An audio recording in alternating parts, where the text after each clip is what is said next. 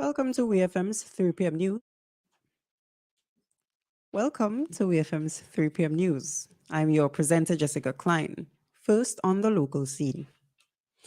The Kingdom of Morocco is set to soon open a consulate in St. Vincent and the Grenadines in efforts to strengthen its diplomatic presence in the Caribbean. Prime Minister Dr. Ralph Gonsalves, during an interview with the Agency for Public Information, API, stated that Morocco officials will be coming in October to start the process of getting premises and put things in place shortly after. He said they have a mission in St. Lucia, but they are splitting.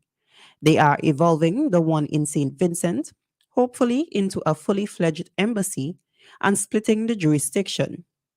They realize the necessity of leadership in St. Vincent and the Grenadines, in my opinion. He lauded his trip to Morocco as one of his most successful, as he was able to strengthen the country's long standing ties with St. Vincent and the Grenadines. The Ministry of Health, Wellness and the Environment has said it is closely monitoring reports of confirmed cases of monkeypox, mpox in Trinidad and Tobago. An official release by the Health Ministry is advising the public that it has heightened its surveillance and testing capacity across St. Vincent and the Grenadines, where mpox is concerned. Monkeypox is a viral zoonosis or a virus transmitted to humans from animals with symptoms similar to those seen in smallpox patients, although it is clinically less severe.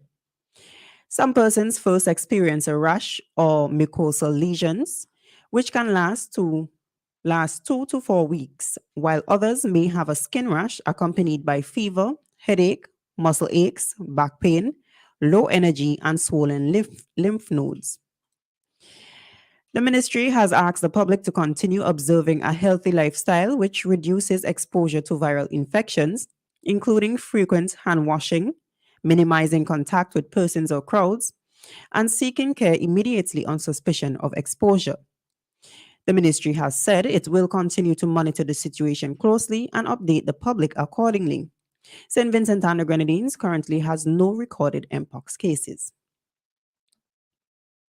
Still on the local scene, the Eastern Division of the Royal St. Vincent and the Grenadines Police Force, headed by Superintendent of Police Hezron Ballantyne, was applauded for making a breakthrough in every homicide incident which occurred in that district this year. The Commissioner of Police, Colin John, credited witnesses coming forward and giving evidence as one of the factors for the success rate in the Eastern Division. Commissioner John stated, "We were able, based on the circumstance of the particular crime, obtain evidence that the Director of Public Prosecutions, DPP, concluded or considered sufficient to sustain and support a charge."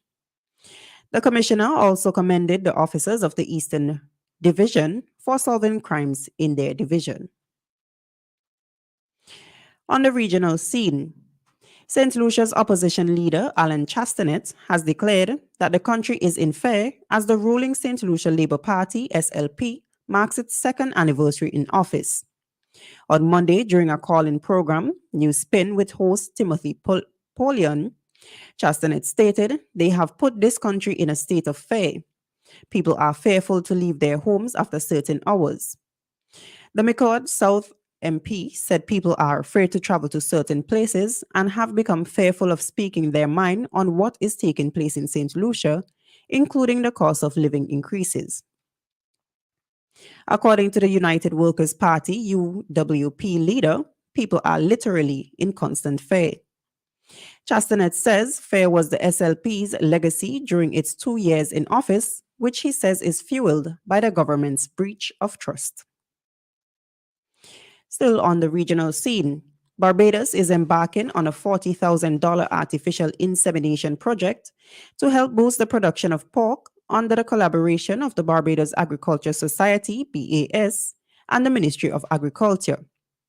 Chief Executive Officer James Paul announced that 100 doses of semen from Swine Genetics International, which is based in the United States, will be imported this week, and the program will be rolled out in 2 weeks' time. This announcement was made during a press conference held at the BAS headquarters in Grotto St. Michael, on Tuesday, 25th July 2023. According to reports, farmers in Barbados who want to access the semen will be required to pay $75 per dose. Just under 30,000 pigs are slaughtered annually, and Paul said the BAS wants to see that increase to 50,000. Finally, in the international news, 6 men have been found guilty in Brussels of terrorist murder after 32 people were killed at the city's airport and metro station in March of 2016. The jury returned their verdicts on the suicide bomb attacks after a long trial and 19 days of deliberations. Several of those on trial had already been convicted of taking part in the Paris terror attack months earlier. Salah Abdeslam was arrested days before the Brussels bombings. He was found guilty in France last year of the 2015 Paris bomb and gun attacks in which 130 people died. The Belgian trial, which began last December, has now convicted him of murder and attempted murder in Brussels too. This has been WEFM's 3 p.m. news. I have been your presenter, Jessica Klein. Join us again at 5:30 p.m. for WEFM's evening news, and we thank you for listening.